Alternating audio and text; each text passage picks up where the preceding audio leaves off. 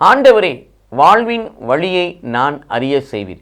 இயேசு கிறிஸ்துவுக்குள் பிரியமான என் சகோதர சகோதரிகளே, இந்த நிமிட நட்சத்திரக்கு இயேசுவின் நாமத்தில் நான் உங்களை அன்போடு அழைக்கிறேன். ஆண்டவரே, வாழ்வின் வழியை நான் அறிய செய்வேன். நாம் இந்த உலகத்தில் வாழுகின்ற பொழுது ஆண்டுடைய வழியை அறிந்து கொள்ள வேண்டும். அதற்கு உதவி செய்வது ஆண்டருடைய வார்த்தை. திருப்பாடல் 119, 105 வாசிக்கிறோம். இறைவா, உம்முடைய வசனங்கள் என் பாதங்களுக்கு தீபமாயும் நான் செல்லும் என் கண்களுக்கு தீபமாயும் என் பாதங்களுக்கு தீபமாயும் நான் செல்லும் பாதைக்கு வெளிச்சமாயிருக்க. வாழ்வின் வழியை காண்பிப்பது ஆண்டருடைய வார்த்தை. லூக்கா 9:23 வாசிக்கிறோம். தன்னையே மறுத்து தன் சிலுவையை சுமந்து கொண்டு நாள்தோறும் என்னை பின் சொல்வன் எனக்கு சீடனாயிருப்பான்னு சொல்கிறார்.